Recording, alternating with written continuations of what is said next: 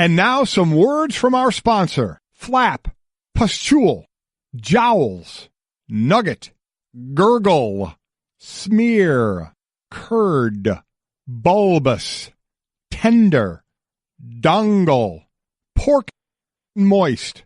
Whether you're a construction worker, warehouse worker, or frankly a radio host, if you hear certain words on the job site, work can be uncomfortable. So at least get work gear that's comfortable. Timberland Pro work shirts, pants, and boots. Head to toe. Timberland Pro, not uncomfortable. Great news. There's a quick way you can save money. Switch to Geico. Geico could help you get great coverage at a great price. And it only takes 15 minutes to see if you could save 15% or more on car insurance. Go to geico.com today and see how much you could save. This is the Dan Le Batard Show with the Stugotz podcast. Domonique Foxworth in with us today. Going to see if we do some laughing today. Bill Simmons will join us. Talk about his Andre the Giant movie, the one he executive produced on HBO. Neal Brennan, the comedian, co-creator of The Chappelle Show, will be on with us. Ron Magill as well. I'd like to ask everybody here the question. I don't know where or how it happened, but the Kardashians became the royal family of this country, and somewhere within that, it grabbed some basketball players and the stuff going on with Tristan Thompson right now, this is just a new form of the way that media changes. And Us Magazine, we are snooping around. TMZ has some surveillance footage of Tristan Thompson doing things outside of his marriage or his relationship and his celebrity, and getting caught cheating. And now we've talked before about how the rules changed on Tiger Woods. Everybody was saying, how can you be so stupid? Perkins parking lot. What kind of idiot are you? And the rules changed in the middle of Tiger Woods. He literally got caught with his pants down because the previous stars got away with all that stuff. We never covered it. But now TMZ exists, and now this particular Kardashianization of journalism exists. And so what is this thing, and how do I cover it? Tristan Thompson may be cheating on a Kardashian, and the only reason you care is because it involves a Kardashian, because you sure as hell don't care about Tristan Thompson. No. And at the Knicks game, fans were booing Tristan Thompson, not because he's Tristan Thompson, because of what he did to a Kardashian. So what do you do with all of this, Dominique? Because this represents a change in coverage, and maybe men should be shamed in public for their infidelities if they're dumb enough to do it outside of Chloe's gaze under surveillance cameras in a club. You deserve whatever it is that you get from the way that looks. It's interesting because, I think I started a place where I think the impact that it has on us as a society, excuse me, is wow. What happened? Wow, that's a fine. Yes. Got a little stooflim happening. Yeah, well, put $5 down. 5? I mean, he was going to make this important societal point about something. I'm going to still make it. I'm going to power through.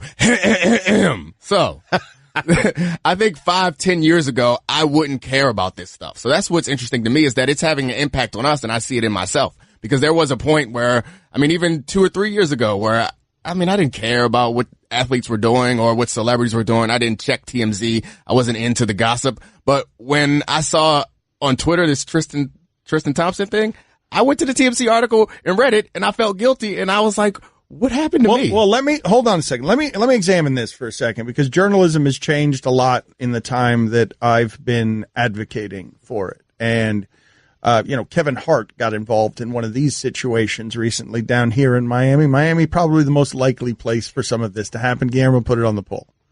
If a man is cheating on a woman, is that most likely to be happening in Miami? Or Vegas. All right. Go ahead. Put them up there. Miami or Vegas. Put them right next to each other. See what the vote comes back.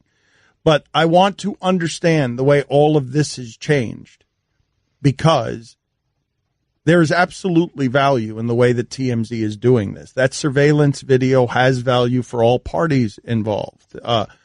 We care about this family, or we care about the fame around this family. They are much bigger than even James Harden. James Harden is a superstar in our landscape. When the Kardashian army arrives at James Harden's life, it shakes it in a way that James Harden has to retreat with his potbelly to the Houston strip clubs in order to get some soothing order in his life. because it's crazy. It's crazy. This amorphous Kardashian thing that's moving through the NBA that's just swallowing our biggest stars. And I don't understand why more people aren't reporting the sports part of this, because they're too busy. Like, that is like what's happened to Tristan Thompson is like that raptor. Have you guys seen that video of the raptor in Toronto that just eats a cheerleader whole? Like, the raptor is moving around. It's a mascot, and then the mouth comes down and eats the cheerleader, and then the cheerleader's gone, and the happy raptor is still running with a smile on his face because he can't help it, because that's the way its face looks. Can't change. So he just ate a cheerleader, to the horror of 8-year-olds all over Toronto. And he ran off smiling, happy, and they just shot free throws after that. Nothing even stopped. Right. So to be clear, you're saying, though, it's the celebrity and all the circus around them that the players can't handle. I just don't want people to misunderstand and think that you're saying that it's something about the women themselves. No, I'm not saying it's about the women. Thank you for the clarification. No, I'm talking about that famed jackpot that brings, Caitlyn Jenner into the mix, that brings Us magazine into the mix.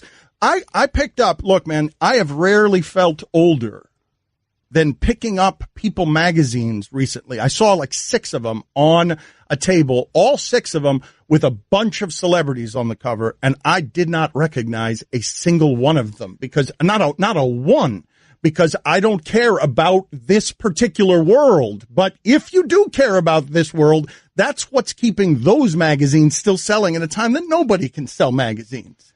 I think it's interesting. So it hasn't impacted you at all, though, because I think I was like you in that I didn't care, but now I kind of feel like I care a little bit. I want to know this juicy gossip. I'm ashamed of it. Well, that's interesting, though, because I've always cared. So that's interesting what's going on with him, where now I wonder what's going on there. I mean, I think this stuff is so prevalent that it has to even influence our culture in a way that we didn't anticipate. Well, I know I can mark the Kardashians in my sports journalism career as an actual tipping point on where it is I started to get old, because I was talking on television about the silliest things. And when they brought me the Kardashians, every time I would reject it with, no, that's too silly.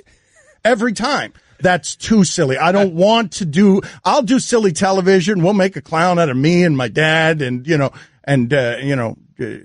Brockmeyer will accuse me of being a mix of mashed potatoes and cologne on television. Like, I'll be the joke at everybody's expense, but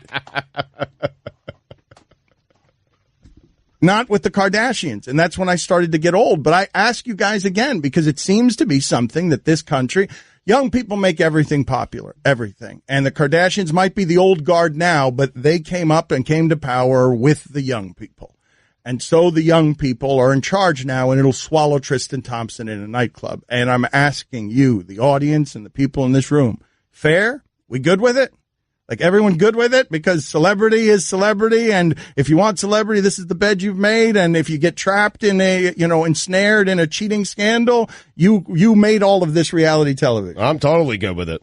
Yeah, it's also, let's put a little responsibility on Tristan Thompson here. Right. Not this amorphous, pop culture blob. Oh, but I'm doing surveillance cameras. I'm doing the idea of selling footage. I mean, you could see through his window in his hotel room.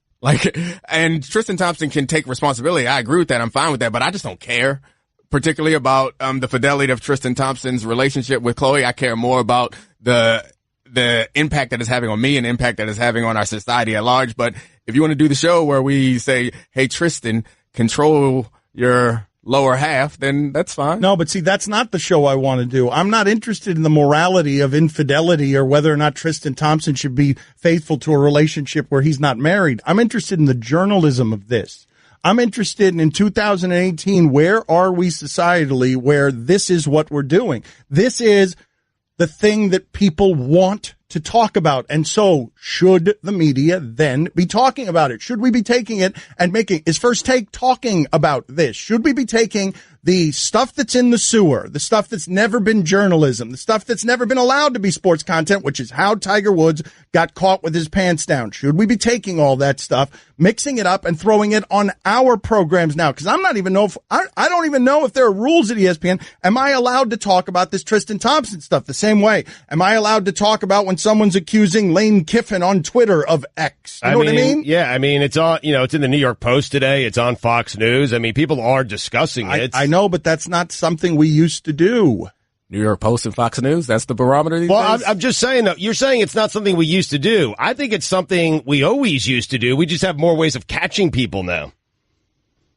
Man, it used to be the National Enquirer, though, a place that didn't have credibility bringing down a presidential candidate. It was the Enquirer for a long time, and Tiger was a tipping point. Remember, the Enquirer was pushing the infidelity story, and all that was surrounding him, and it wasn't until there was an actual incident where the police got involved that you started having to report on all the other gossip, and that just opened the wall. I find this to be an interesting journalism conversation. I don't care about the moralities of whether or not somebody is cheating on their relationship. I'm not interested in that.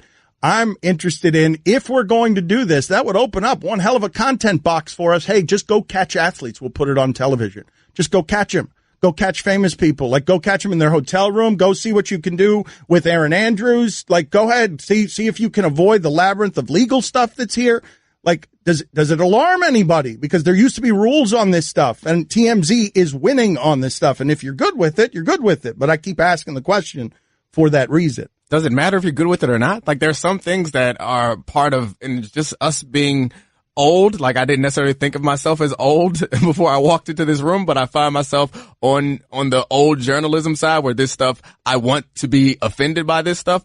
But I'm sure there was something 50 years ago there's always something that's appalling to the conventional wisdom, and then it becomes natural. And this might just be something that we're going to have to accept, and maybe the pendulum will swing back in a few years, but right now it's going deeper and deeper into the muck. There's also no way for us to know what's not reported on, what sort of standards TMZ might have. This specific instance is so salacious just because of the content of the video, and you add the Kardashian element. But I'm asking you guys the question. It's just Tristan Thompson. I mean, that's the problem. I understand, but you're not aware of all the times where they get some other video of some other journeyman, and they're like, but this is the question that I'm asking you, Mike, and I ask you this question out of ignorance. Is ESPN on its platforms airing the video that everyone is talking about that TMZ had? Oh, I haven't seen the video anywhere. You can't really air the video. You could probably air still. Like I said, the video is pretty salacious. Mm-hmm. That's a huge part of this specific story. I know you're having a macro conversation. No, I know, but it's a huge part of this specific story, and I want to know. The question I'm asking is this worth covering?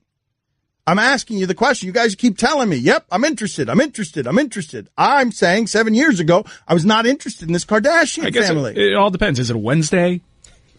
It's Thursday with Domonique. I know, but it started on a Wednesday. Yeah. It did start on a Wednesday. Good, Mike. Good call. Everyone in the neighborhood knew about Bobby. Bobby, the basketball boy, they called him. Bobby wanted to go pro someday, so he was always out in the driveway shooting hoops. But one day, his mom came out and told him, "Hey, your wife wants you to take out the trash?" His mom was visiting, and Bobby was a grown man. He had kind of missed his window. Plus, no one had ever seen him actually make a basket. But on the other hand, Bobby had heard how Geico could save him money on car insurance, so he switched and saved. So it was all good.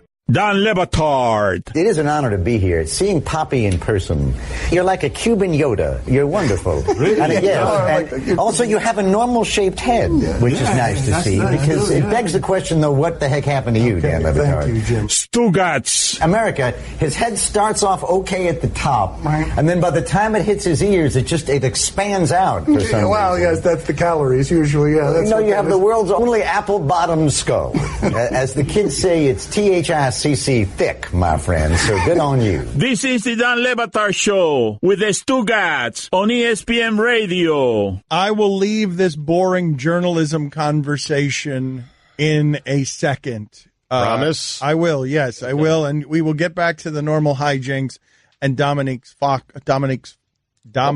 That's a Foxworth. Fine. Yeah. That's not a fine.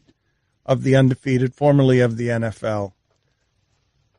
I don't like where we've arrived when 60 Minutes, the old-timey news show, goes into the gutter on some of this stuff. And I don't care what your politics are here. I'm talking about the journalism of it.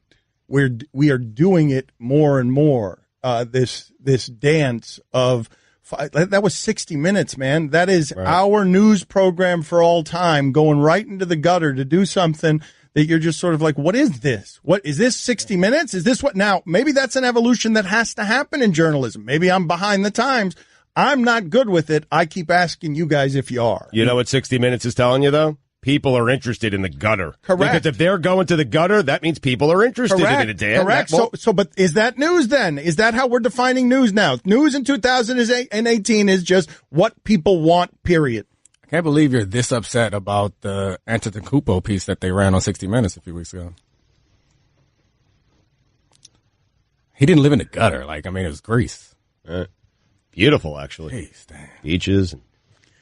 Stugotz, you were analyzing your life last night and questioning some of the decisions that you've made. You left here yesterday. You were a disaster at your job, and you left here careening into the highway, just saying, I'm so tired. In fact, during the last half of the show, the funniest things that you said were, I'm so tired, I need a bed. Like you were not doing your job in any way yesterday. And so you get home and are so tired that you stay up till 1 o'clock in the morning.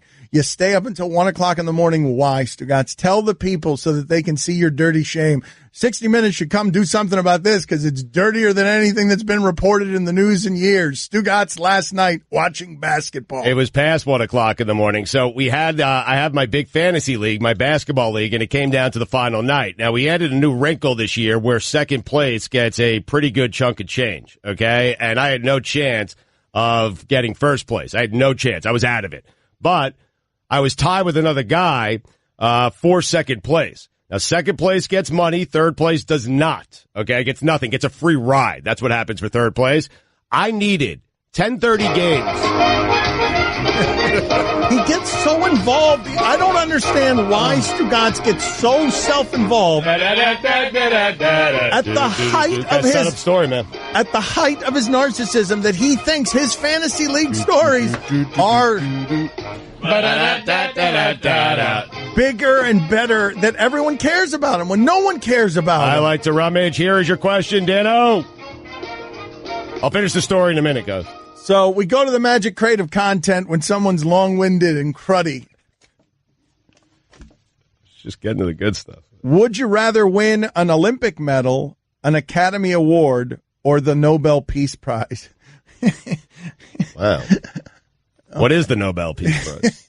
Dan Le Batard. Man, you have no journalistic responsibility. Stugotz. Yep, and I love it. This is the Dan Le Batard Show with the Stugotz on ESPN Radio. ESPN Radio is presented by Progressive Insurance. The Dan Le Batard Show is brought to you by Pennzoil Synthetics, taking synthetic motor oil performance to a whole new level. Make the switch to Pennzoil Synthetics today. Guests on the Dan Le Batard Show appear via the Shell Pennzoil Performance line. Ron McGill going to be there in a half hour, 11 a.m. Eastern. Here's your SportsCenter update.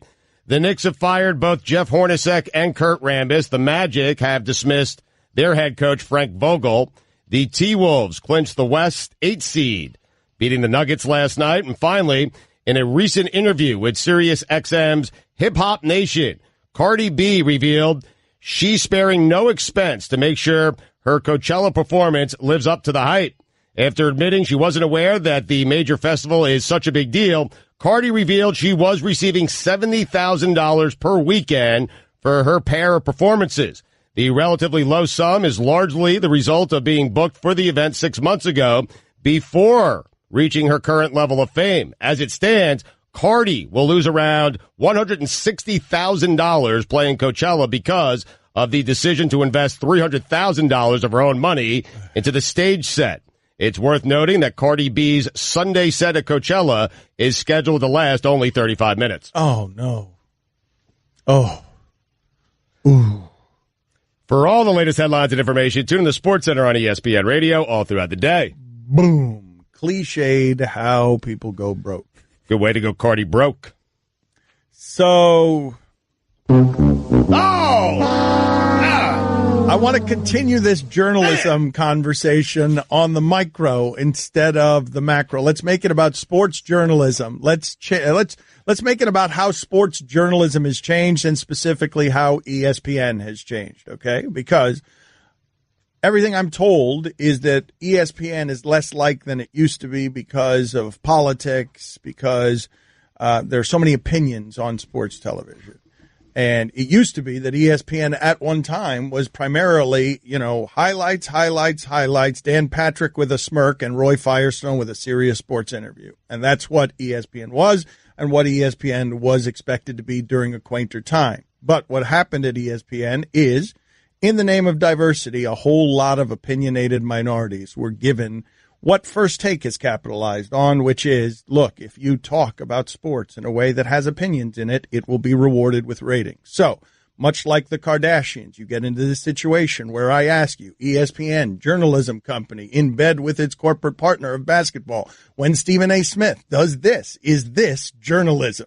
I know I'm supposed to be careful with my words. I know I'm not supposed to issue threats. After all, I work for Walt Disney. That's Mickey Mouse. But if either scenario happens, I'm telling you right now, the New York Knicks, you could take this as a threat if you want to. You go ahead and you keep Jeff Hornacek, or you get rid of him and you bring David Blatt here to be the head coach of the New York Knicks, and you watch what I do. You watch what I do. That had better not happen. I'm sick of this. I don't want to hear this nonsense. And by the way, I respect David Blatt. It's not like the man doesn't know how to coach and he doesn't know basketball. He did guide the Cleveland Cavaliers to the finals. I'm not trying to disrespect him, save. But I keep telling y'all, and I'm not playing. It is April 11th.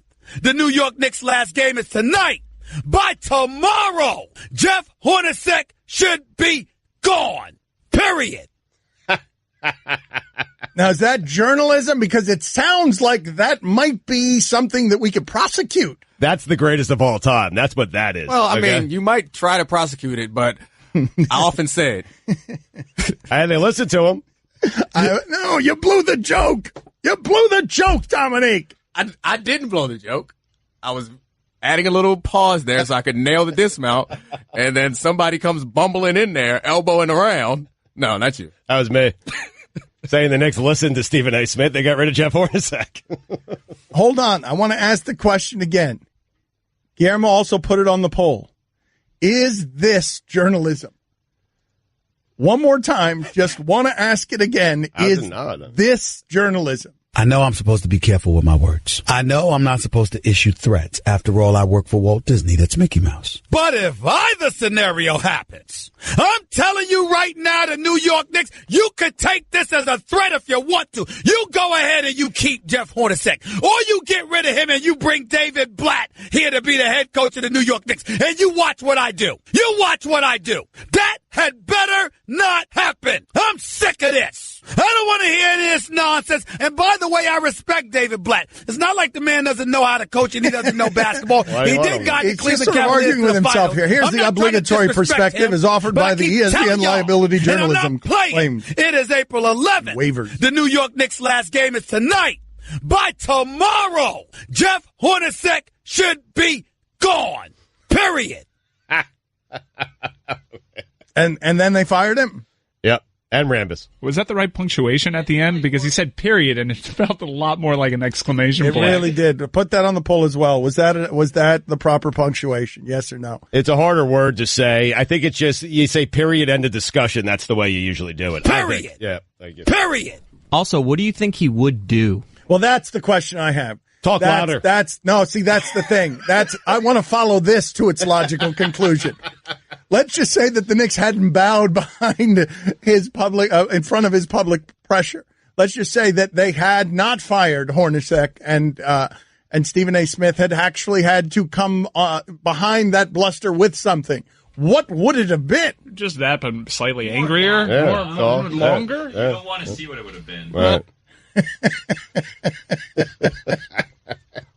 Well, what do you mean I don't want to see? I do very much want to see what it would have been. Not want to see what it would have been. All right, but what's the level beyond that, though? No. Is it like Stephen A. Smith showing up to what? Dolan's house with a 2x4 and some goons? Luckily, we'll never know. Yep. Didn't get to that. Luckily for Dolan. Mm-hmm. We could still find out if they hire Blatt.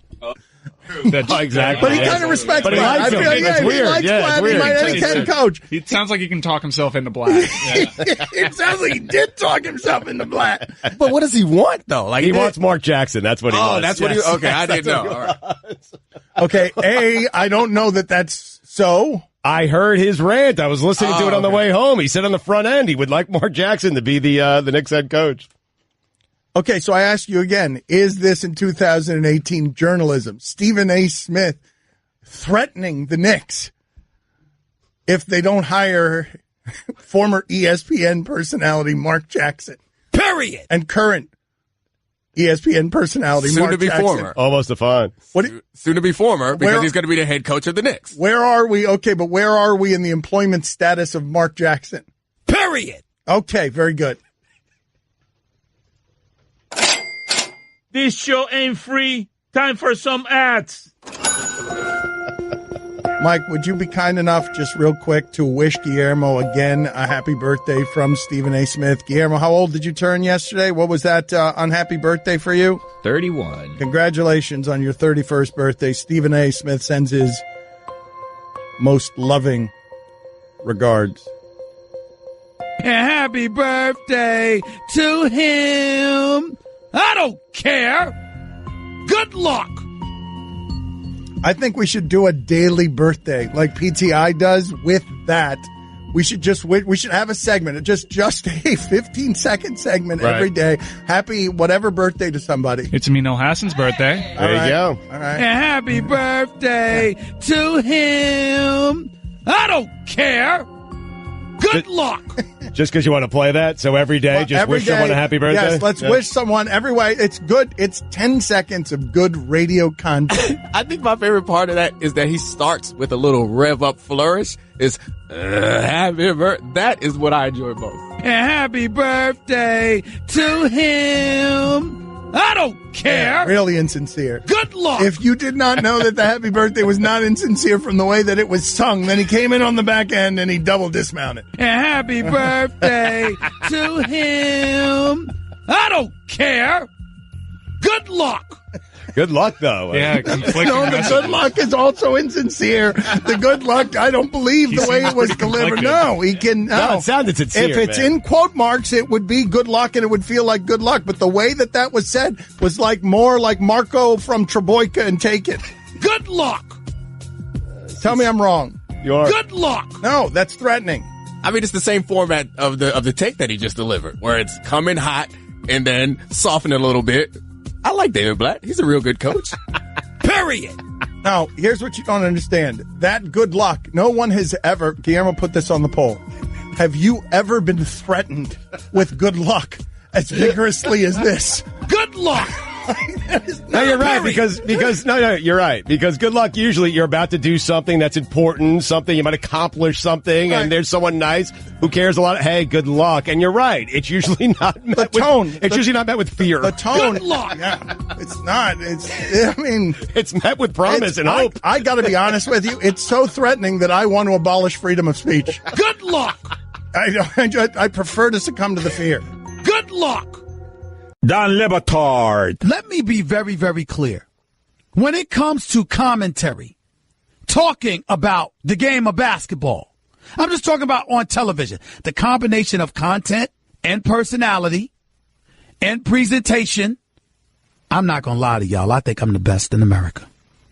I really do. Stugotz. He's the best, man. He is the best. He is great at television, great at radio, and I wish I had that kind of confidence about anything in my life other than my appetite. This is the Don Batard Show with the Stugotz on ESPN Radio. I don't care.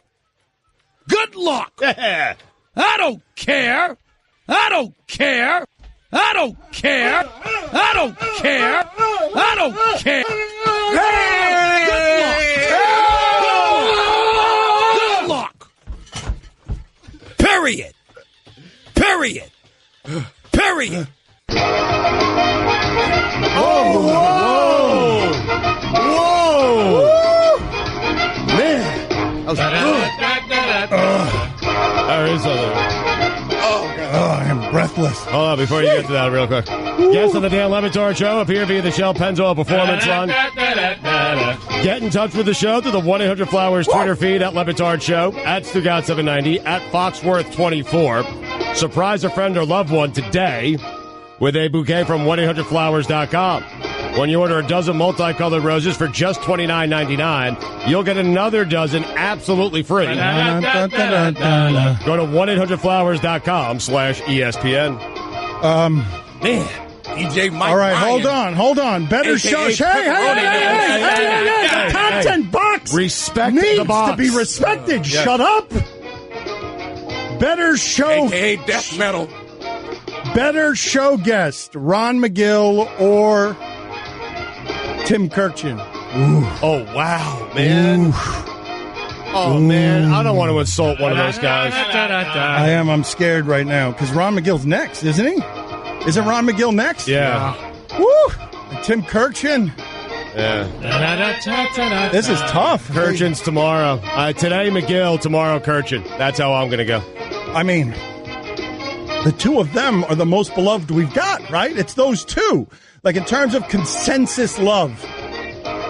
You can't get consensus love for anybody in 2000. It's those two and M Shadows.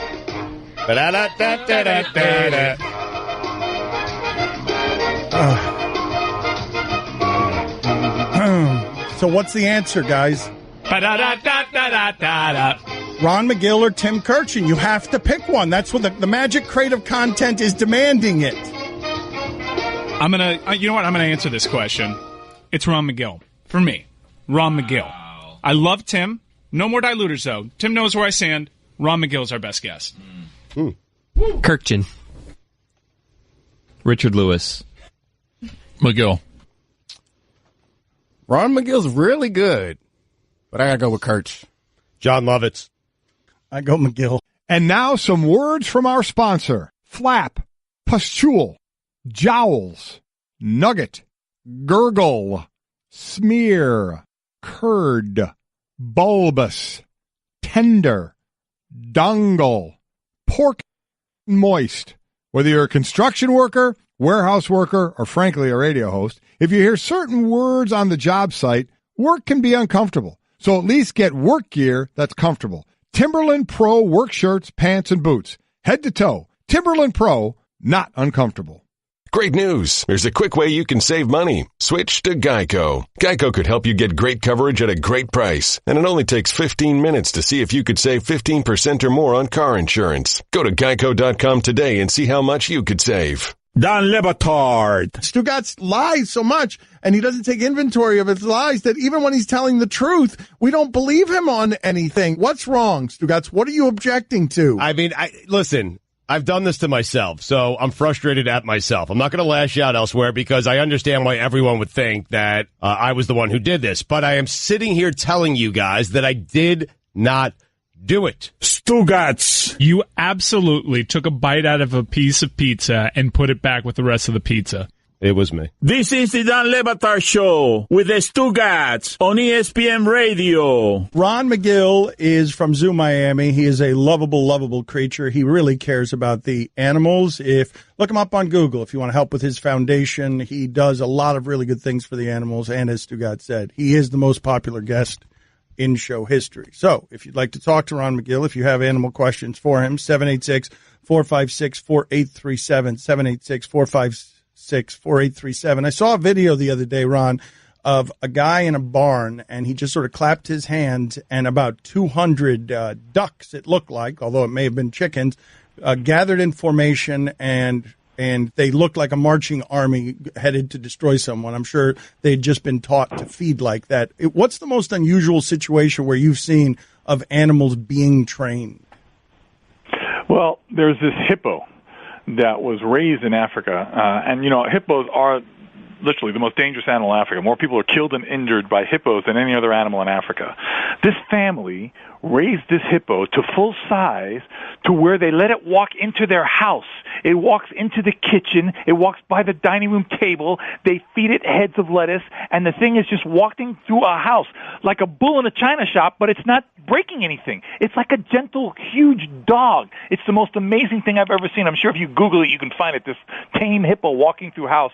It's unbelievable. unbelievable. This older gentleman just kind of raised this animal, and it just shows that sometimes you can get these incredible bonds that are inexplainable. Now, so you believe in the idea of that, even as you've told us very many times. I mean, I remember one of the first times we spoke to you, it was about that woman who had a chimp for a pet, and then one day the chimp just tore her face off. Tore her face Exactly. off. Well, listen, I am not endorsing that by any stretch of the imagination. You know, there's another guy who works in Africa who kind of has made himself part of a lion pride. Well, he goes in with these lions, a pride of lions, and he does the same thing with hyenas.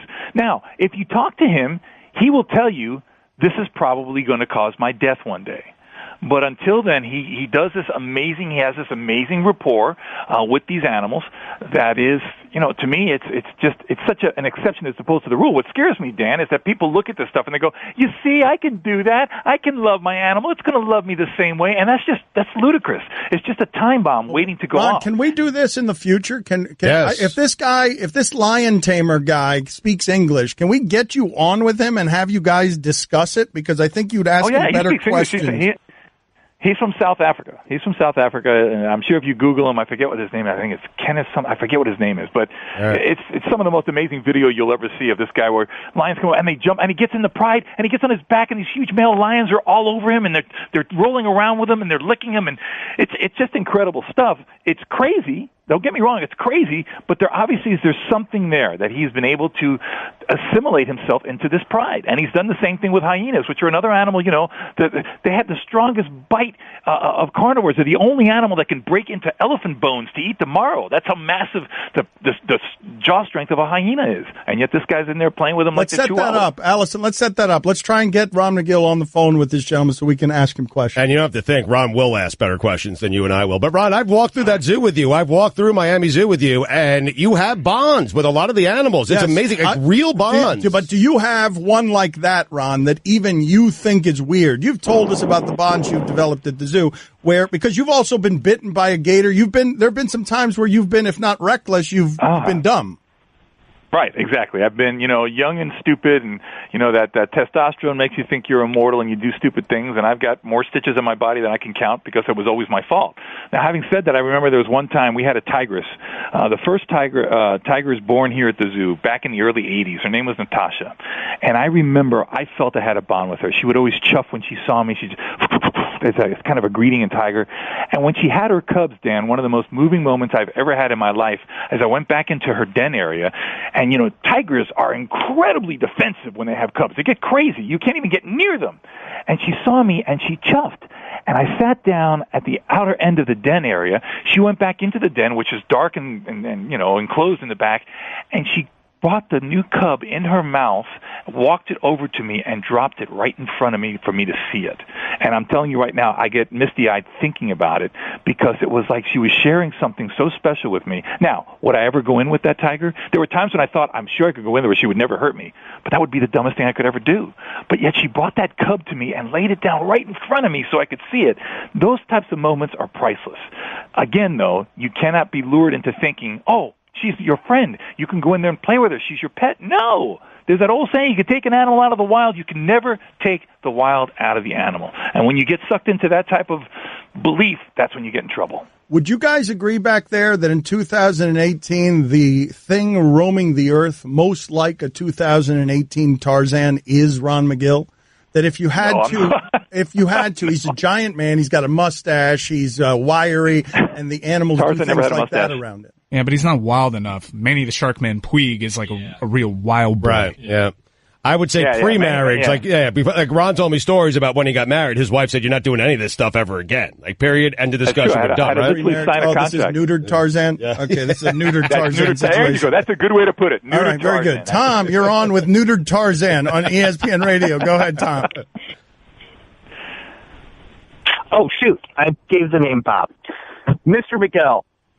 You changed your name? Hold on a second. Bombardier. What happened? And you called him Mr. Miguel. What the hell's your name, dude? Bob, Mr. Magill. All right, you changed your name to Tom because you don't want people to know that Bob is making this phone call. Okay, Bob, what is your question? What's a cooler animal, the bombardier beetle or the pebble toad? Okay, I understand your shame now. Oh, my God. Next. Okay, but you don't know what is the cooler animal. I don't know those animals. Pebble toad. I don't know. I don't know what a bombardier beaver is. All right, Jeff, you're on. Jeff, it's a beetle. It's not a. Oh, a beetle. Yes, it's a beetle. It's a beetle. Oh, it's probably going to be the beetle. Beetles are so cool. There's so many different kinds of beetles in this world, and they all have such incredible behaviors and colors and shapes and sizes. I'm going to go with the bombardier beetle. Eddie, you're on with Ron Magill of Zoo Miami. Go ahead, Eddie. Hey, Ron. Since I moved from Florida to Georgia, in my deck there's a huge bee, HGH injected bee that just hovers outside my backyard and terrorizes my family. I hear it's called the carpenter bee. What can I do about it? What can I do to get rid of it? Because no one wants to come outside. Well, first of all, remember this. If it's a bee, it's not going to sting you unless you swat at it or do something like that. Bees, when they sting, are basically committing suicide. When a true bee stings, it dies. Now, if it's a wasp, that's a different situation. Wasps can repeatedly sting, and sometimes they call something a bee when it's truly a wasp or a hornet, and those animals can sting you over and over and over again. Again, I try to get this, and I know it's easier said than done. If you leave it alone, it will leave you alone, unless, of course, it's building some kind of hive on your deck, and that's what you got to be careful of. Wasps, especially paper wasps, things like that, will build these little nests under your deck, and in an effort to protect the nest, if you get too close to it, they'll sting you, but not because they're being mean or because they hate you, but because they think their nest is being threatened. So I would look out there just to see that there's not a nest being built. If the thing is just buzzing around, it's probably feeding on some kind of pollen or feeding on whatever it feeds on, and it has no interest in you. Enjoy it. Look at this wonderful big thing that scares you and think, this is a wonderful piece of nature, and just enjoy it. Don't bother it. It won't bother you. Andy, you're on with Married Tarzan. Go ahead, Andy. Oh, jeez. Hey, Tim, I was wondering, who would win in a race? Guillermo, Fat Chris, or a cheetah with a broken foot? Okay, an average human being. That's a good question. To an above average human being speed against a cheetah with a broken foot. What do you got, Magill? I will give the cheetah with 3 legs. Oh, a 3-legged cheetah, not even using the 4th leg. Exactly. Really? That's not fair, Absolutely. though, because the broken leg would be hurting him when he's running. So if he has no leg, he doesn't feel the pain. That's a different game. Well, Ron. no, but he's saying... but let me explain something to you. Wild animals do not feel pain the way you and I do, in the sense that, especially when it comes to a matter of survival, and it's an adrenaline rush. So I'm talking about a cheetah with an adrenaline rush. I'm not talking about a cheetah that you can say, okay, we're going to break your foot, now you got to race this guy. No, this is a cheetah. You're racing for your life, okay? You're racing for your life. The cheetah kills him. Let me also explain something to you. $2. Let's check out this video right here. Let's check out this video. Okay. Ron Magill doing play-by-play.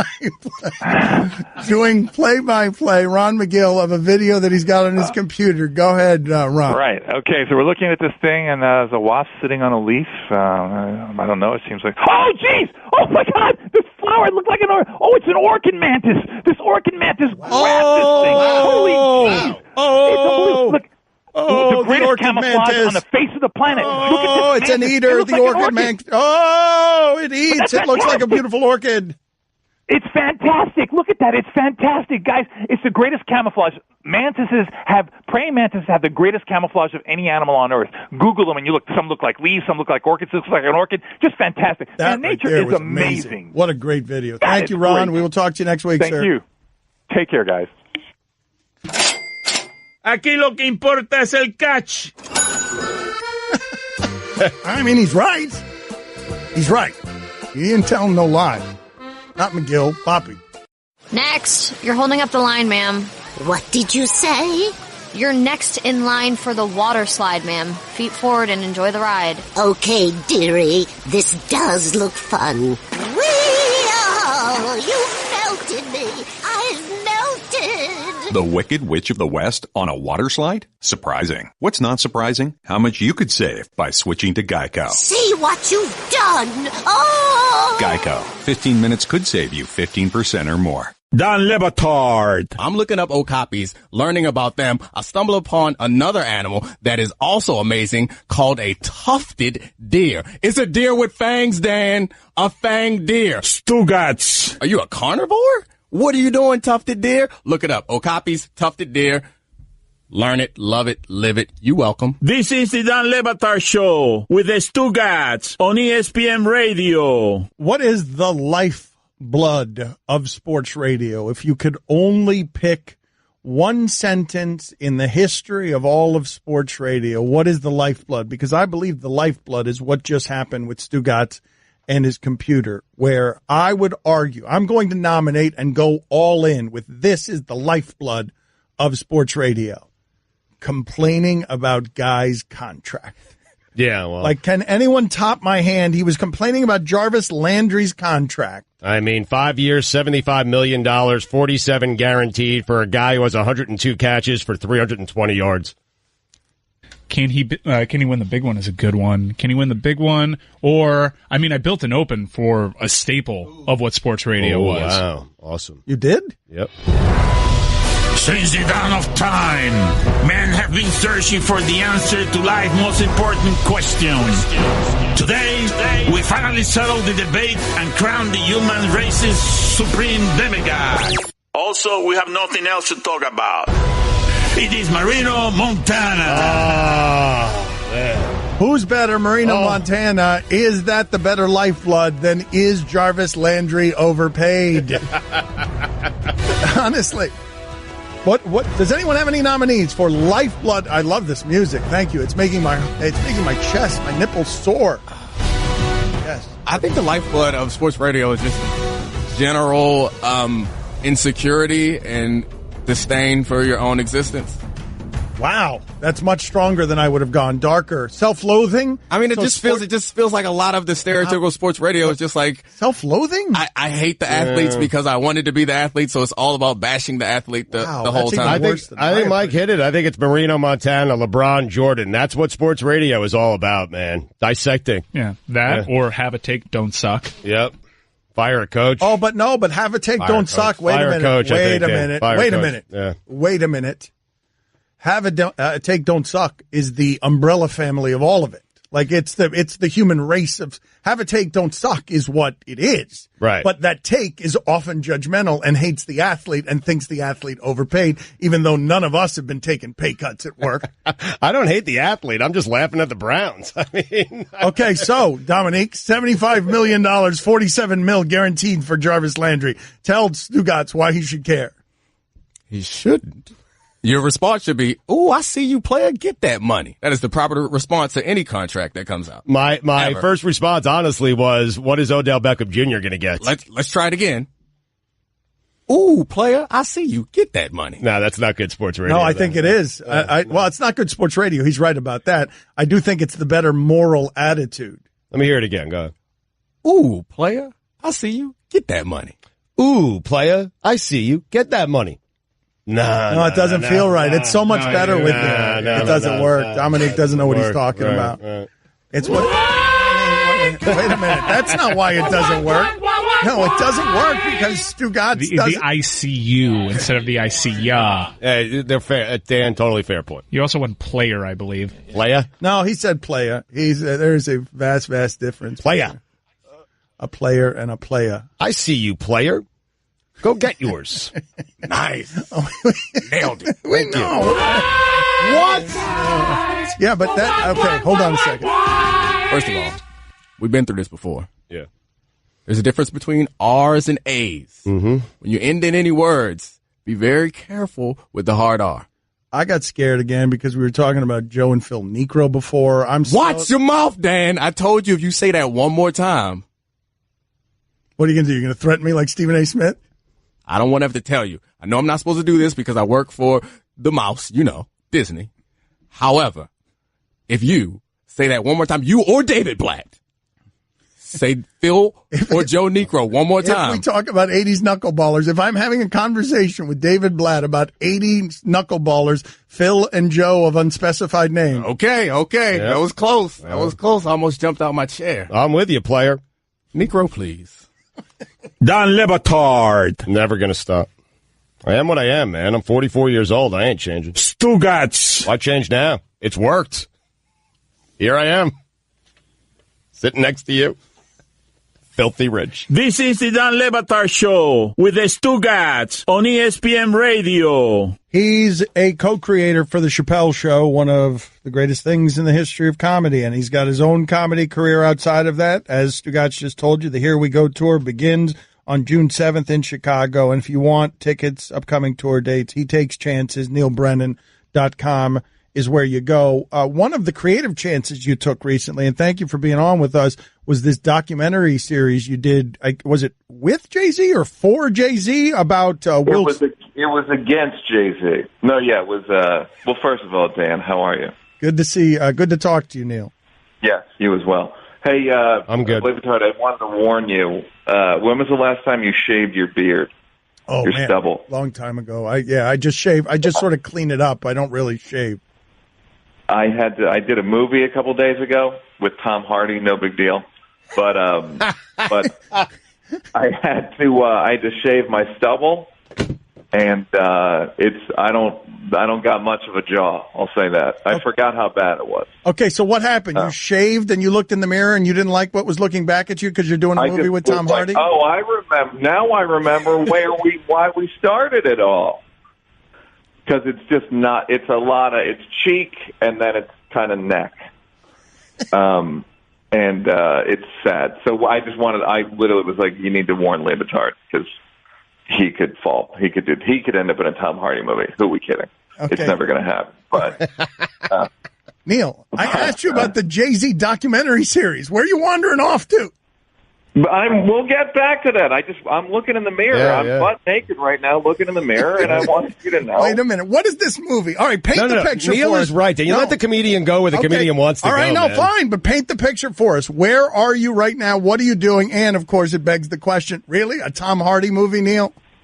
Yes. Right now I'm in Los Angeles. I'm getting ready to go to therapy. I have therapy at 9 a.m.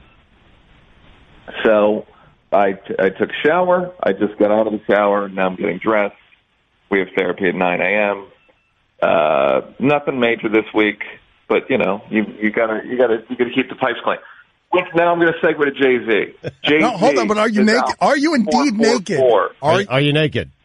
I just put underwear on in the middle of that anecdote, and I really played it off pretty well. Okay. I, of course, wear the Kevin Hart underwear. Kevin Hart has his own underwear. That's where you go. Maybe are you endorsing too many things, Kevin? Take them off. Just maybe. Do you draw the line anywhere? Kevin Hart underwear would be a good place to draw the line, wouldn't it? Yeah, he's literally, people, I got my own underwear. It's like, Kevin, stop it. You don't have to promote all the time. Do you think anyone's telling him that? Do you think anyone's telling Kevin Hart, Kevin, the underwear, that's the line? Stop it. No, I mean, it's self-evident by endorsing the underwear that no one's telling him, hey, maybe draw the line. That's the behind the music, and then he endorsed underwear. So Jay-Z, his 444 album was coming out, and he basically wanted a documentary about the themes involved in the album. Most of them emotional.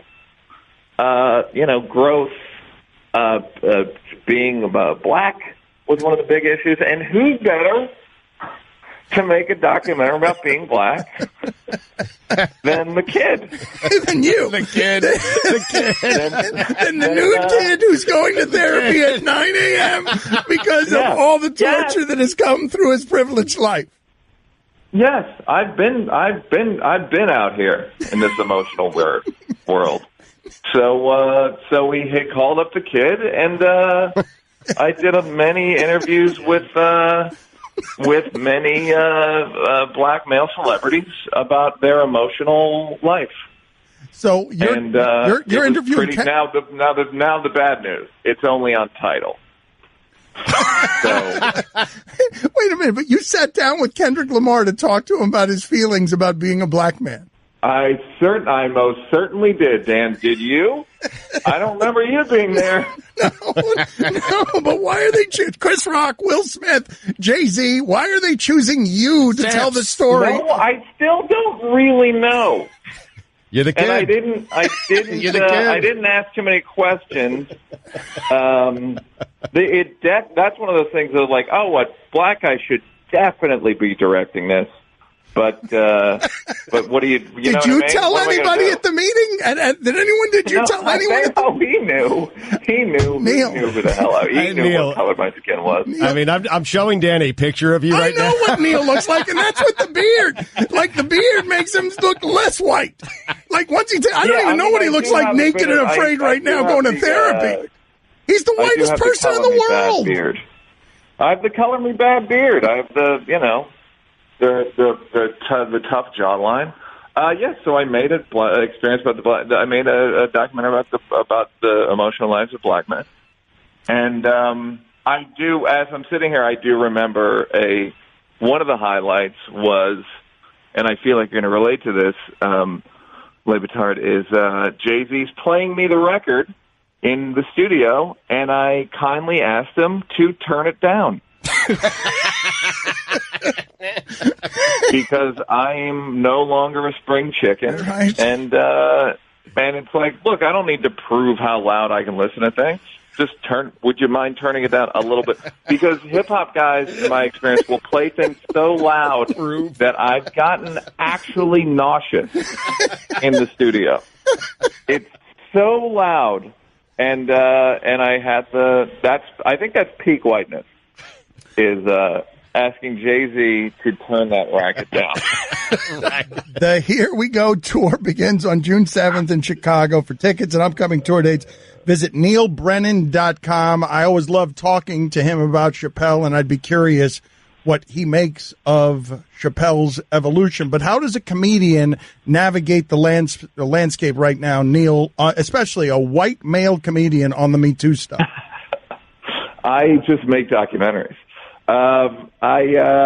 Well, my thing with the Me Too stuff, what I find funny about the Me Too stuff, and I'm sure it is, you can relate, is the dumb conversations you have to have with your male friends about, like, where guys are actually feeling sorry for themselves now, where they go, my guy friends go, like, can't even compliment a woman anymore. And it's like, oh, yeah, is that your thing, Jim? Complimenting women?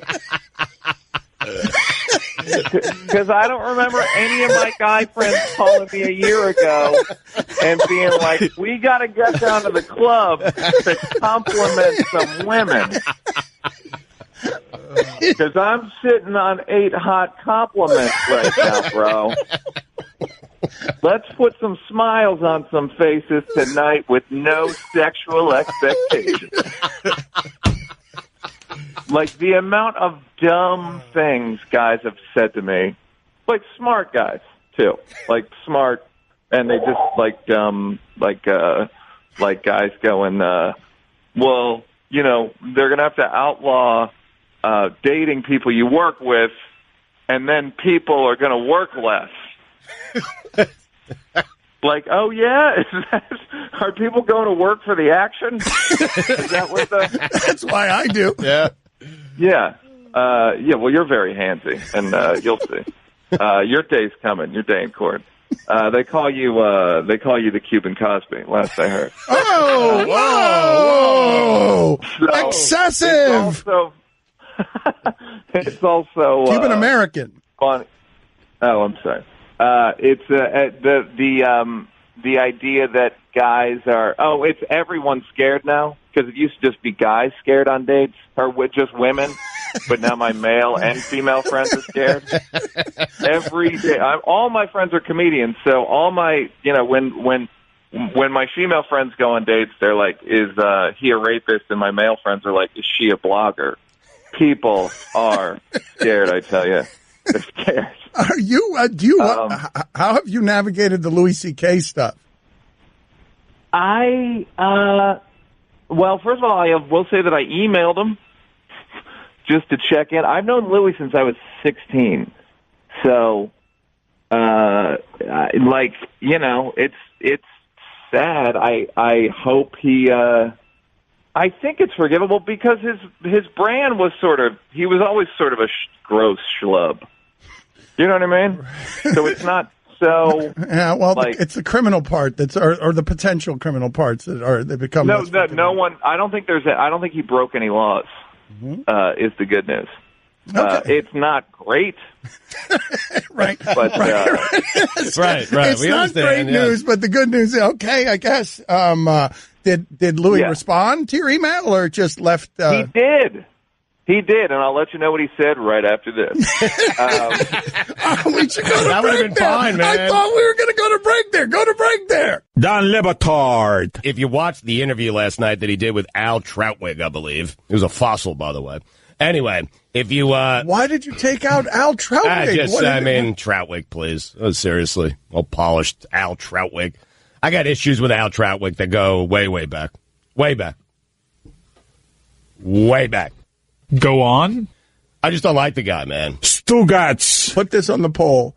When I say the name Al Troutwig, do you imagine him wearing a wig made out of trout? This is the Don Batard Show with the Stugotz on ESPN Radio. Stugotz, during the break, Domonique Foxworth in with us. You can check him out, The Undefeated, Highly Questionable today, 4:30 Eastern on ESPN. Stugotz, during the break, was wondering, while reading a story about Jeff Van Gundy and Jeff Van Gundy possibly getting into coaching, if Mark Jackson is also trying to get into coaching, and if they're trying to, our ESPN brethren are trying to elbow each other out of the way on coaching jobs, as Stephen A. Smith threatens the Knicks. Right. Both of them would fit as Knicks head coach, Jeff Van Gundy and Mark Jackson. Both guys would be a very popular choice as the next Knicks head coach. Either of those two. But I do wonder, because they've traveled so much together, they're so friendly, they know each other, they both definitely want that job. At least Mark definitely wants that job. I'm not certain on Jeff. If Mark be willing in the interview process to give, some dirt about Jeff Van Gundy to the Knicks, because, that's what you do when you want a job. I want to go down this path with you to see where this ends up, because there are a number of landmines here, many of which could blow up in our face because these are fellow ESPN employees. The idea of them working together right now and working for the same jobs would be funny. But before we do that, funnier still, I think, is Guillermo, our Marlins correspondent. We say that he is the voice and the face of the Marlin fan because the Marlins don't have any fans, and he's the only one. So he's the only one, but he doesn't care enough to spend money. He just cares enough to complain. And what Stugotz was suggesting... I care enough to not spend money. Okay. But Big difference. Attaboy. But I think I have a reason for you to spend money on Marlins baseball. You tell me if you think it's a good idea. It might not be your money. It'll be money provided by the company to support you. I want you to go out to Marlin games and root for and celebrate and create a scene around them and their historic failure. So they've got this Brinson guy. Mm-hmm. They traded him for Yelich, and Chris Cody, who was the assistant head coach at Piper High School or the bench coach or something, gave us the scouting report. What was your title at your assistant Piper High School? Assistant head coach, third base coach. All right, assistant head coach. He gave us the scouting report on this Brinson. Don't forget the third base coach. Yes, third base coach, also very important. And he told us, Brinson, high heat, 1-2, curveball in the dirt. On 0-2, boom. The scouting report was his, and now Brinson's on a historic pace. He can't hit anything. He's got as many hits for the Marlins as I do. Bryn Diesel. And this guy, and so when he breaks the record, I want Billy there. Like, what's the record for consecutive, is Bryn Diesel going to break the record? Right now, he is 0 for his last 24. The club record is Justin Ruggiano. He went 0 for 42. No, but what's the record for the world? Because you want the world record? I want to go. What I want is Guillermo to celebrate. I want to build this up anti-Joe DiMaggio style. What are the streaks that still matter in baseball? I want to find the Marlin failures, send Guillermo out there to inspect and celebrate them, and figure out how to make a big, giant mess out of everything that's happening with this godforsaken baseball team in this town. You already know what's going to happen when that happens, though, right? When we start building up this whole fanfare of going for this 0-4 streak, this guy Mattingly is going to start benching him so he doesn't play. So the people go to see him strike out, and they're not going to be able to see him strike out. Because this guy doesn't want you to see any moments, this Donnie Tebow. I'm telling you right now. Now, Bill Bergen holds the record, 46 consecutive This is what I'm talking about. Wait, back in 1909, Ruggiano was so close. We're getting close. We're like 3 games away. Ruggiano was right there, yes. Man. Guillermo, are you willing to do this? What did he do? He got a little, a can of corn, a blooper? What did Ruggiano do that broke that? Little duck fart. It was a duck fart, wasn't it? Put it on the poll, Guillermo. Was it a duck fart? That's it? This bleeping Ruggiano. So close. He's so close. I think a can of corn is a pop-up out. Yeah, you're right. Yeah. I just had a little blooper. You're right. It's more of a duck fart than a can of corn. And it's also a fun. Whoa. What? $1. Oh, just a tiny one. Just a little baby one. Thank you for being so gentle with me. Little duck fart of a fun. Okay. A little. 1909 baseball. Yep. Wonder what's going on in those baseball games. Probably had some pretty good pitchers back then. Probably not the entire population was probably allowed to play in the major leagues back then. I hear you, player. Stugotz is negotiating a personal record book in which he's saying that Babe Ruth was black. Yep. Whoa, Dad. Oh, who's talking about black? Don't what's give it away. on? I mean, that's it's chapter always with 7. race with you, man. Jeez. Didn't you just get done saying that an entire part of the population wasn't playing in 1909? Isn't that what you said? I didn't say what part of the population. There were no women in Major League Baseball then. There aren't now either. They had we got a lot of work to do. They had a league of their own is the line you just stepped on. You get a penalty box for Dominique. Penalty box. They had a league of their own. Get out of here. Get out of here. And now some words from our sponsor that you don't understand and I can't pronounce. Flap, pustule, jowls, nugget, gurgle, smear, curd, bulbous, bulbous, bulbous. What is it? It's bulbous. Bulbous. Tender, dongle, pork, and moist. Whether you're a construction worker, warehouse worker, or, frankly, a radio host, if you hear certain words on the job site, work can be uncomfortable. So, at least get work gear that's comfortable. Timberland Pro work shirts, pants, and boots, head to toe. Timberland Pro, not uncomfortable. Great news. There's a quick way you can save money. Switch to Geico. Geico could help you get great coverage at a great price. And it only takes 15 minutes to see if you could save 15% or more on car insurance. Go to geico.com today and see how much you could save. Don Le Batard. Tom Ricketts is saying that the Cubs will not allow Sammy Sosa back into that organization for anything moving forward until he comes clean. And what I find absurd about that, and what a hypocrite this guy is that family made hundreds of millions of dollars off the name Sammy Sosa. By the way, never tested positive for steroid use. And if he was using steroids, which we all assume that he was, my guess is if he was using it, the Ricketts family had an inkling that was going on in their own clubhouse. And for him to come out many, many years later and say Sammy Sosa must come clean for us to allow him back into our prestigious organization, our club, get out of here with that. Stugotz. Yeah, Ricketts didn't make money off Sammy Sosa. He won the bid in 2009. This was post-Sammy Sosa. Well, that ruins my argument. This is the Don Le Batard Show with the Stugotz on ESPN Radio. Taj Gibson. Glue guy? Yeah. Or he might be an energy guy off the bench. Oh, are those different? Yeah, those totally different. Yeah. Like, you remember Vinnie Johnson, the microwave, Detroit Pistons? That was an energy guy off the bench, not a glue guy. So the glue guy and the energy guy are different guys. Yes. On the hierarchy, is role player is above glue guy? So it's like superstar, star, role player. No, I think role player. Glue guy. No, I think energy guy. No, I think role player. What are the rankings? I think role player is synonymous with glue guy. So you can be a role player glue guy? I think energy guy comes before glue guy. I can't handle all that. Wait a minute. What are the rankings? Like my personal rankings. Right. Superstar, star, role player, glue guy, energy guy. But what if your role is glue guy? Wait a minute. Your only choice that you're giving us or between energy guy. Star and role player? There are no choices between star and role player. What else? What else is there? You're either a star or you're a role player or you're glue guy, energy guy off the bench.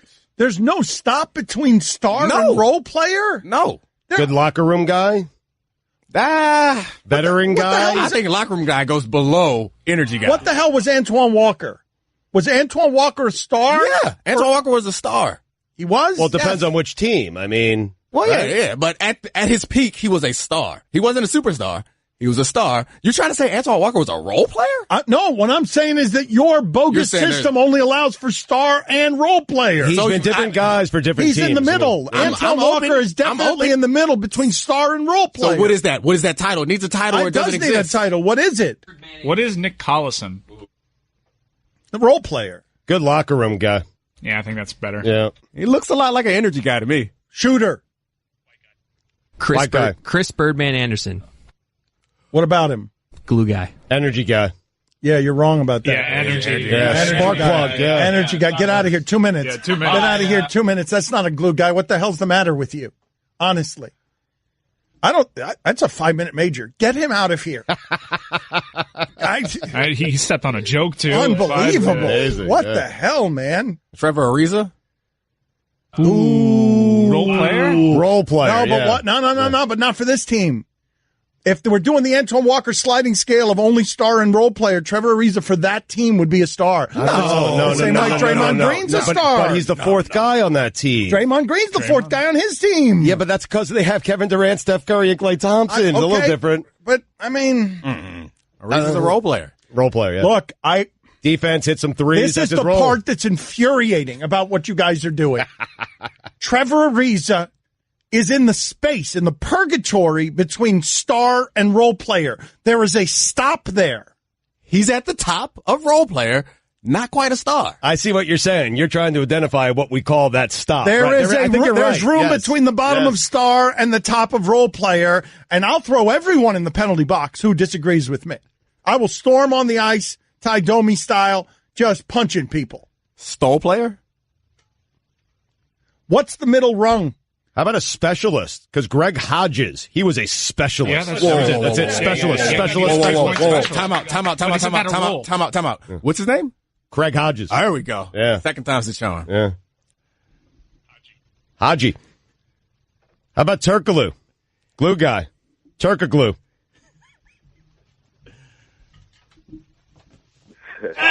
Is that the game you want to play? That's a fun one. We can play that one.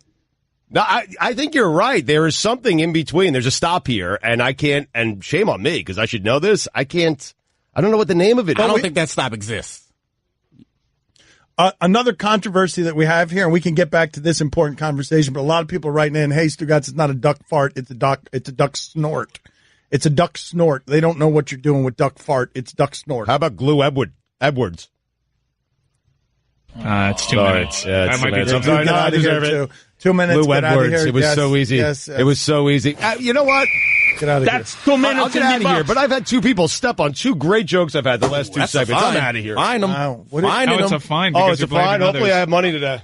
What are the two jokes that people have stepped on around here? Do you remember them? Would you like to deliver them again? No cash. Roy saw money. That's $2. No, he didn't. That's $3 now. Roy saw it. $3. You owe $3. $3 and then get out of here. Glue Williams. A softly hit ball that goes over the infielders and lands in the outfield for a hit. Originally called a duck fart because it was assumed that a duck's feathers would make its farts as soft as the hit. Changed to a snort for use in polite company. Oh, okay. Ooh. You prudes out there writing in, complaining that Disney Radio is talking about duck farts and saying, no, it's not a duck fart. We don't know what that is. It's merely a snort. Donald Duck Fart. 2 minutes. Did you get a joke off right there? Did you? That's 2 minutes in the box.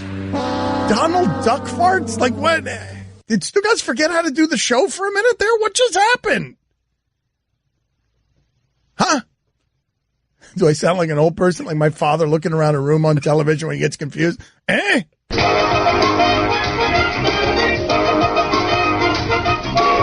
Oh, who's going to draw?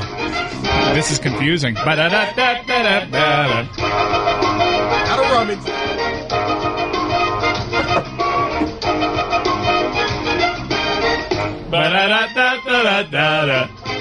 So this is the magic crate of content. Forrest Gump. Good movie or bad movie? Wow. What a debate this is. Wait a minute. People think this is a bad movie? So many people think Forrest Gump is a bad movie. Yeah. It doesn't hold up, then, is what they're saying, because it was universally seen as a good movie when it came out. There wasn't a whole lot of criticism of that movie. There were people pointing to it and saying, this is absurd. This story doesn't make any sense. Really? I mean, think about all the things he accomplished. It does really stretch reality. Yeah, there's that. I mean, not all good movies are real. Like, it was not supposed to be meant to be real. It was a fun movie that traveled throughout time. Nostalgia. I love Forrest Gump, but there is a strong segment of the population that hates Forrest Gump. Mike, I don't believe that Forrest Gump is the same thing as this music conversation that we were having, where some people believe Toto is the greatest song of all time, and some people believe it's the worst song of all time. That's not the conversation that we're having about Forrest Gump. Forrest Gump is not on both ends of the extreme. I've not heard anyone say Forrest Gump is a bad movie. Bad. You could say it's overrated or okay, but not bad. It is absolutely a thing. I'm telling you. People fight over this. I mean, it gave us Bubba, Lieutenant Dan, DNA. It won Best Picture. Yeah, you can't say that's a bad movie. So did Shakespeare in Love. Vita Glue. Look at me now. I'm getting paper. Everyone on the show has proven that when you need a suit, the best place to go is the Black Tux. Check the show's Instagram. You'll see it. We clean up well because of the Black Tux. Tell them, Stugotz. Yep, for more than a year now, the blacktux.com has been our go-to option for looking great at special events and weddings. Whether you're researching for a stylist-selected outfit, you wouldn't research it. You would just search it, right? Tom Glugliata. How about that? Chris Gluhan. Sorry. 2 minutes. I'll read the rest of that. This Give is it to unbelievable. me. Give it to me. This is an outrage. Tony Glarusa. I'm back. He's back. Give him the paper back. Glarusa. He won back with the Glarusa. Ty Glue. Yes. Let him finish the read. All right, I'll allow it. Yes. After Ty, I will allow it after Ty Glue. Tony Glue Coach. Give it back to me. Give it back to me. Get out of here. Get out of here. Leave again. Thank you. For more than a year now, the blacktux.com has been my go-to option for looking great at special events and wedding. Whether you're searching for a stylist-selected outfit or building a custom look, the Black Tux has tons of new suits and tuxedos. Rod Kaglu. Oh, I'm out of here. That joke doesn't even make any sense. Rod Carew had 3,000 hits. Glue Bledsoe. Rod Kaglu doesn't make any sense. Rod Kaglu he's not a glue guy. Whether you're searching for a stylist-selected outfit or building a custom look, the Black Tux has tons of new suits and tuxedos that'll make you stand out for the right reason. Roberto Gluongo.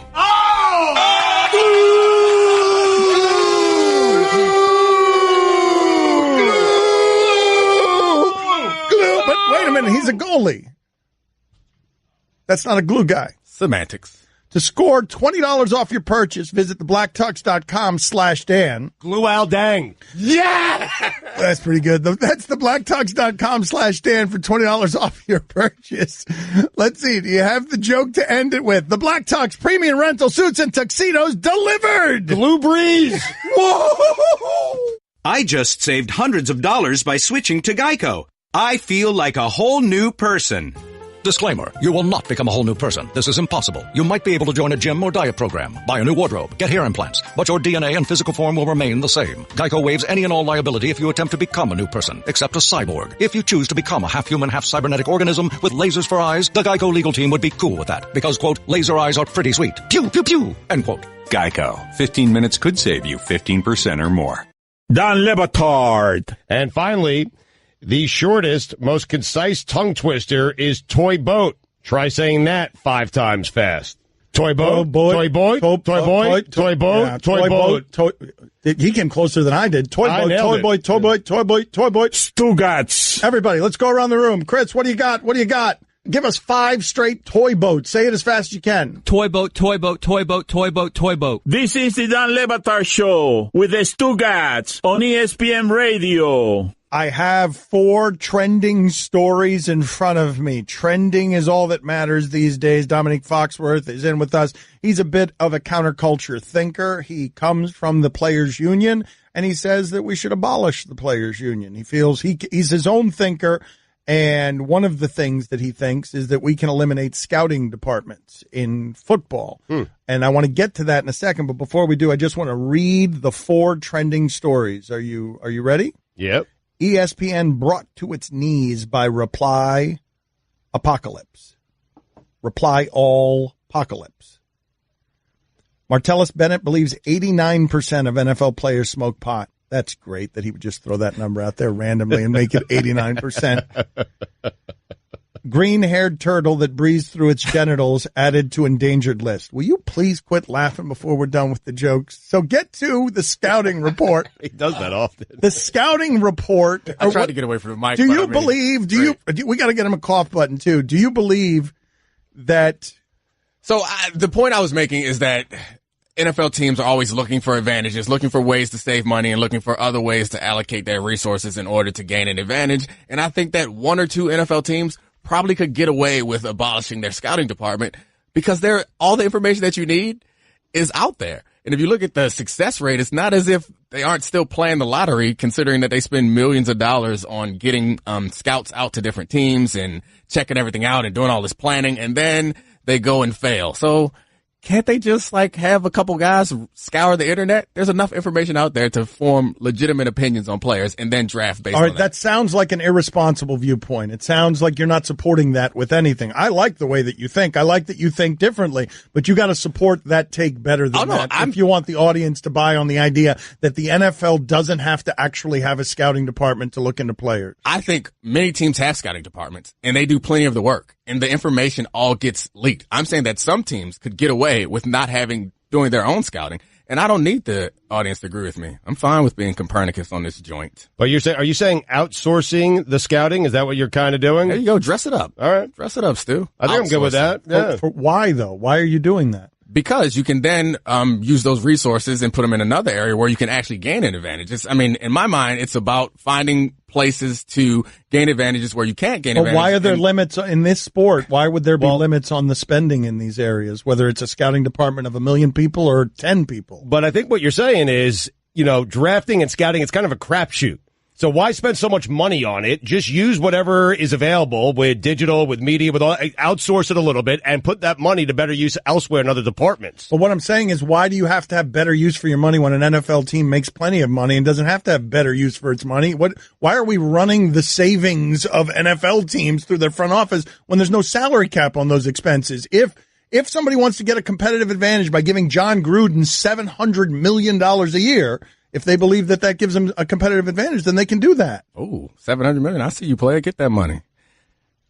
However, I do believe that they have enough money to do both things. I understand that. But there's a finite amount of resources and time that you can devote. And there's a theory of too many cooks in the kitchen. I think it's possible that you could acquire enough information to make informed. And I know this because I'm studying for draft prep and writing some pieces on soon to be drafted players.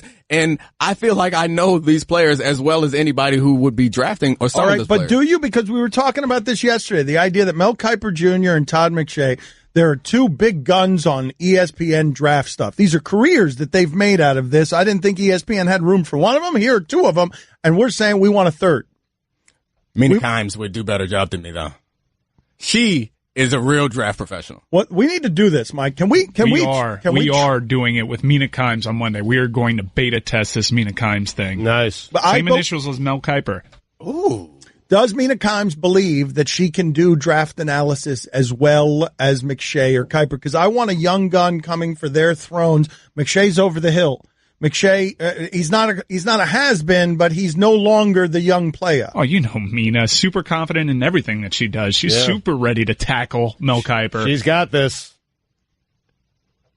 So Mel Kiper Jr., industry standard. We are going after him with Mina Kimes and her draft knowledge on Monday. What are we doing? Because she has a big board.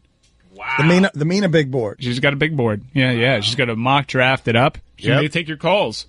Who knows? Okay. Oh, taking the calls would That'd be great. good. Taking calls. Like, I think we should audition her for the role of McShay, come get some. Like, we are going after you. And McShay, we're trying to tear you down from behind. And Mina Kimes is going to climb over everybody here to the top of the draft insider industry. She knows more than me, particularly. Time for my favorite color. Big, where are we? Get the bleep out of the way, man. Orange, yellow, purple, pink, blue. You haven't given us anything since the knuckleballing brother. What team we're on? I see you didn't say it. Choose which color? Will he choose which color? Will he choose which color? Will he choose which color? Will he choose which color? Will he choose which color? Kind of the job I wanted for the show with the draft stuff, but give it to me. Today. You can compete. Navajo White is number 13. Navajo White. What do you mean? Navajo White is number 13. Yes, Navajo White. I told you this the other day, and Moccasin is number 12. That's tomorrow. No. Nope. We find out tomorrow. Yep. Okay, yeah, but it's going to be Moccasin tomorrow. Bill Simmons talks Andre the Giant next. Has Bill Simmons been on ESPN since leaving ESPN? Is that a thing that's happened? Is it going to happen next? What? Don Le Batard. Give us as much as you can here. Take us up to the dramatic first pitch, Billy. Jose Urena standing at the back of the mound. He reaches down. He's rubbing some dirt and rosin on his hands. And here we go. Stugotz. And the pitch. Oh, God, a home run on the first pitch of the game. Oh, my God. Welcome, Derek Jeter. And that concludes our Marlins coverage for the season. This is the Don Le Batard Show with the Stugotz on ESPN Radio. ESPN Radio is presented by Progressive Insurance. Bill Simmons going to join us in just a minute here on the Shell Pennzoil Performance Line. Looking forward to that. Here's your SportsCenter update. Russell Westbrook became the first NBA player in history to average a triple-double for 2 consecutive seasons. Markelle Fultz became the youngest player in NBA history to earn a triple-double. Imagine if he turns out to be good. Embiid, Fultz, Simmons, Covington. And finally, Jake Gyllenhaal has confirmed that he will not be the next actor. Gyllenhaal. Jake Gyllenhaal has confirmed, should be Gyllenhaal, has confirmed that he will not be the next actor to don Batman's cape and cowl. Rumors swirled in the fall that Gyllenhaal was tabbed to replace Ben Affleck in Matt Reeves' upcoming Batman movie. It is unclear where Warner Brothers will go from here. Guillermo, put it on the poll. Should it be Gyllenhaal? Should Jake make it Gyllenhaal? For all the latest headlines and information, tune in the SportsCenter on ESPN Radio all throughout the day. I got surprised last night. I didn't think it could happen. I'm like, they're using too much Hulk Hogan in this Andre the Giant documentary on HBO. I'm like, why so much Hulk? I want to hear more about Andre the Giant. And then I realized that they bleeping got me. The Simmons and they got me to get emotional about fake bleep Hulk Hogan slamming Andre the Giant. Yeah. They got me to get emotional during that Andre the Giant documentary. Now, I will say this, that Hogan, of all the guys they interviewed, and they interviewed tons, Hogan was the best. I mean, Hogan was great. He really was. So Bill Simmons was the executive producer on this. Thank you for joining us, Bill. You must have enjoyed. You loved this wrestling, this time in wrestling so much. Mike Ryan still goes to WrestleMania as an adult. You must have loved working on that project. Wait, I still go to WrestleMania as an adult. I don't want to besmirch Mike Ryan. I listened to yesterday. I heard Stugotz is lukewarm, tepid. It's good, not great. I already saw this on A&E in 1984. I'd say that. It's fine. It's impossible to ever impress me. I heard your whole thing. That's why we love you. I know. Well, thank you. I love you too, Bill. Thanks for understanding. Okay. Impressing Stugotz is the single toughest thing to do in sports media right now. It can't be done. Thank you. Put it on the poll. Are you impressed by the Sixers, Stugotz, or is there a way to knock them down? No. Sixers, they got no experience, Bill, headed into the playoffs. These guys aren't playoff tested. There's no way. I can't imagine them getting past the Heat here in the first round. If Ohtani pitches a perfect game with 20 strikeouts and hits 2 home runs, Stugotz will be like, it was against the White Sox. Not impressive. Fine. Do it in the postseason. win a championship, and then win 2. You think you will never win this game, Simmons. You can continue to put things in front of him, and he will move them, and you will be defeated. If you believe that you're going to win this, you are not. No, it was great. The Andre thing was an 11-year odyssey for me.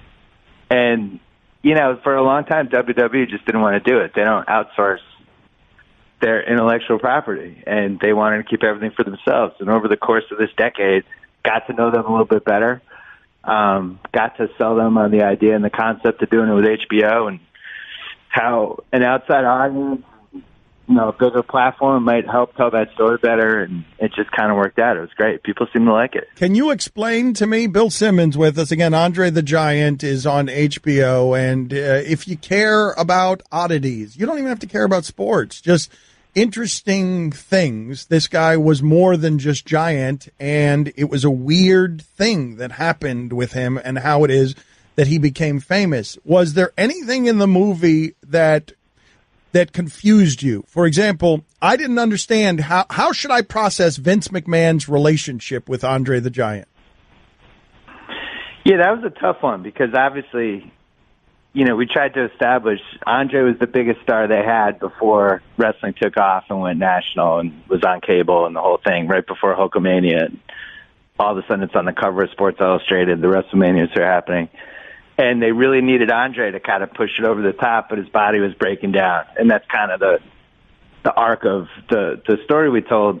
But then there's this whole arc after that we probably could have spent another 10 minutes on, but we just we wanted to get to the finish line at that point. But like from post-WrestleMania 3 on, Andre's body was really breaking down. It was really sad to kind of watch him those last 5 years. And I do think he probably felt like Vince used him and tossed him away. And on the other hand, Vince probably felt like, well, you can't wrestle anymore. What am I supposed to do? And it does seem like he still has a lot of pain about it. Like it was really crazy, that interview he did where he said, I have this ability to compartmentalize, and if something's negative, I can just shut it away and put it away. I was like, wow, that's not something you normally hear somebody say, but he obviously still has a lot of pain over it. But that's on Vince, though, right? Because he threw him out there in the ring so early in his career, Bill, and then allowed him. But Stugotz, Dan, then they let him out. But Dan, when he wasn't on the card, because Vince didn't want him on the card every single week, it ruined what is Andre the Giant. He would allow him to go wrestle in other places, and so his body hurts. I know, but how do you govern that if he's your business and you need him? Yeah.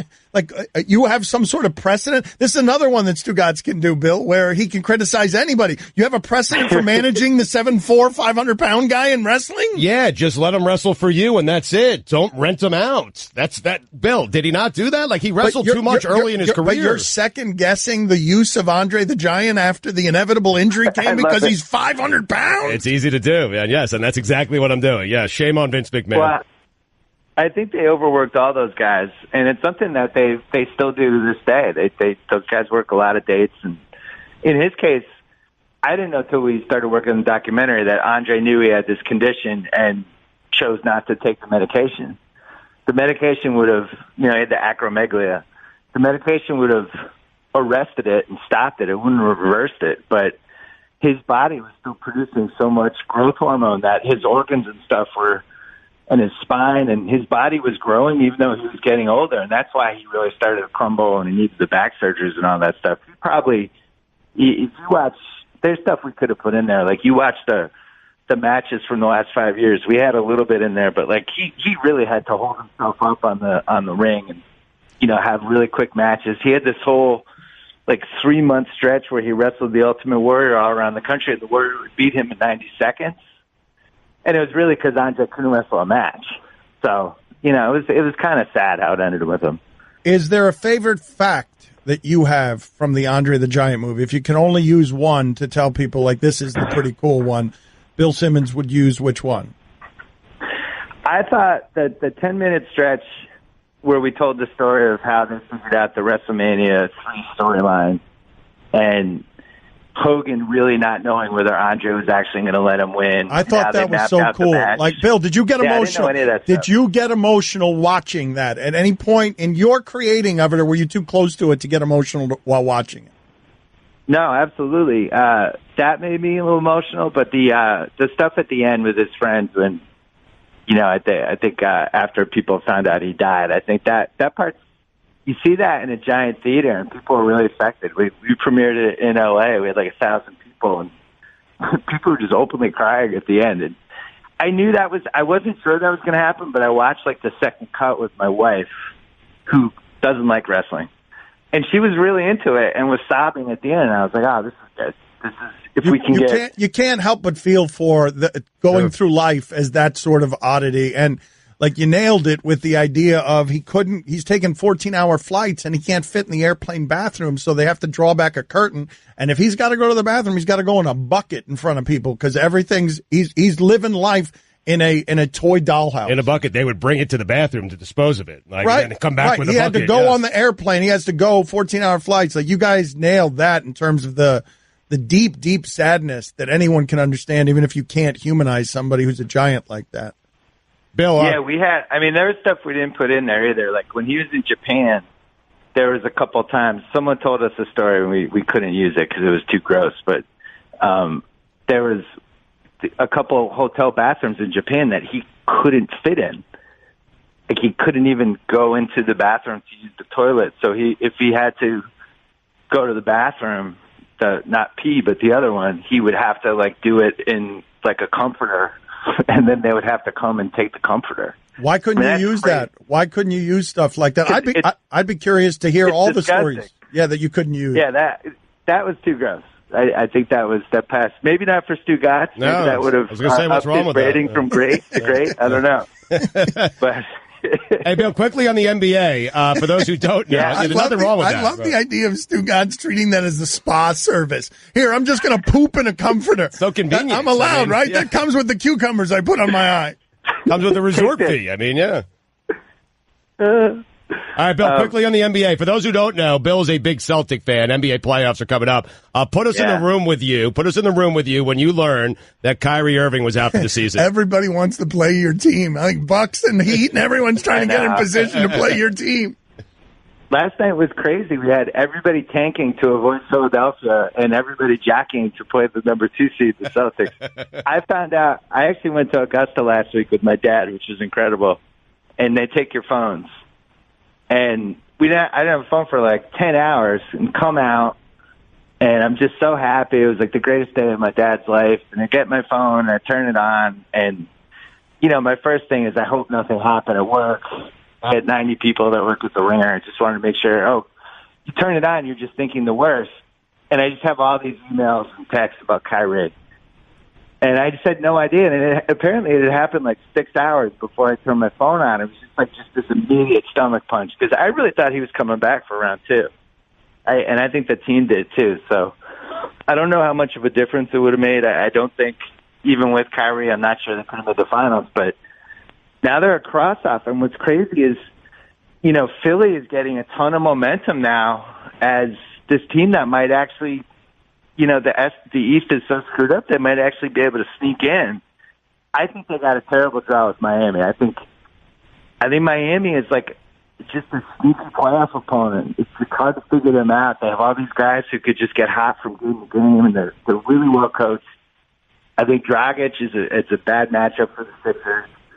They have a center to throw in Embiid, and the whole Spoelstra-Riley factor, like that's going to be real in a playoff series. Whatever Philly's limitations are, I think they're going to be able to expose. So that's probably my favorite series of 8 in the first round. That's cool. Bill, congratulations on the movie. Good talking to you again. Don't be a stranger.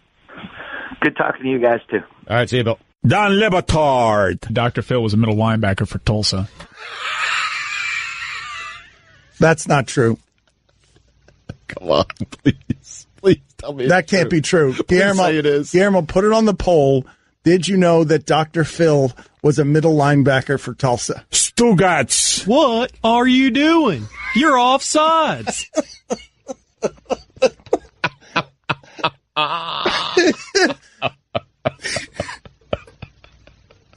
Now that's encroachment.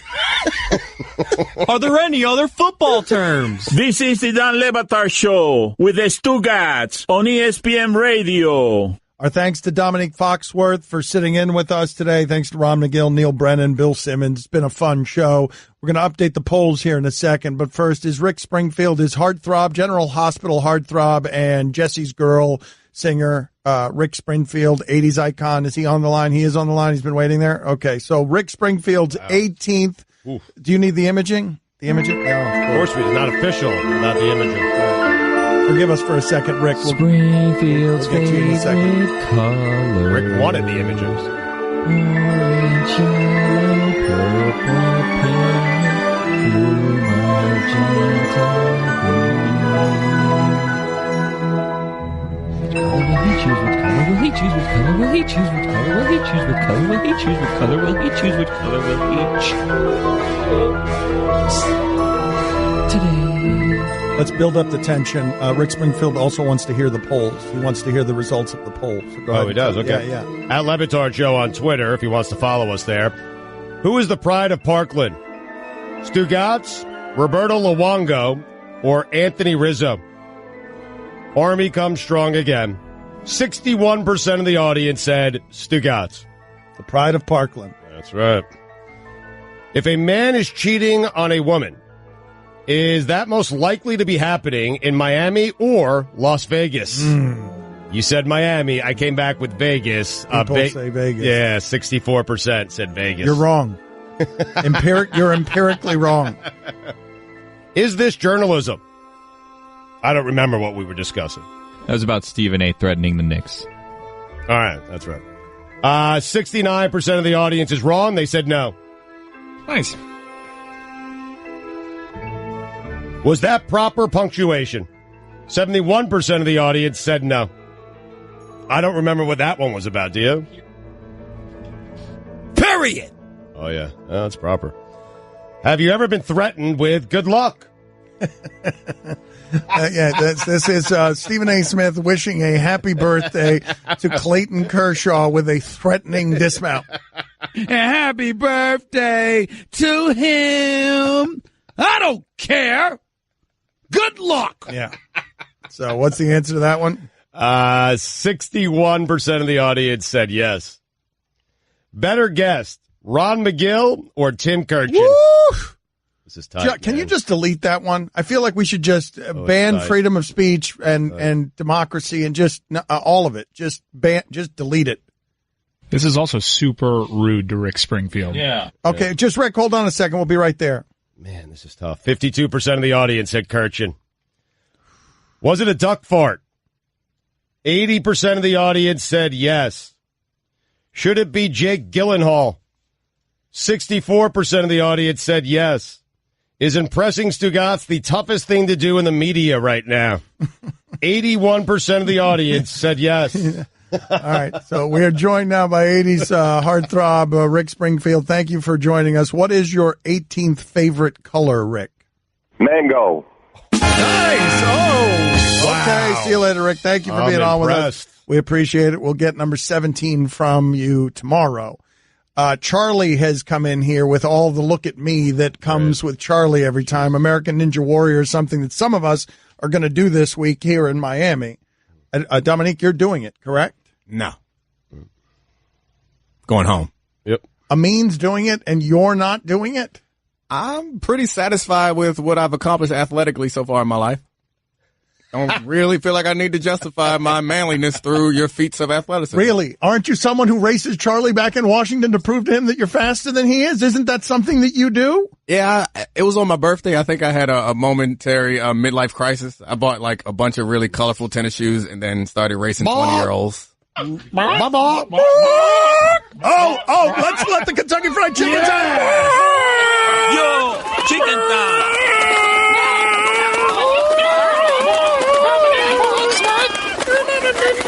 You're not a ninja!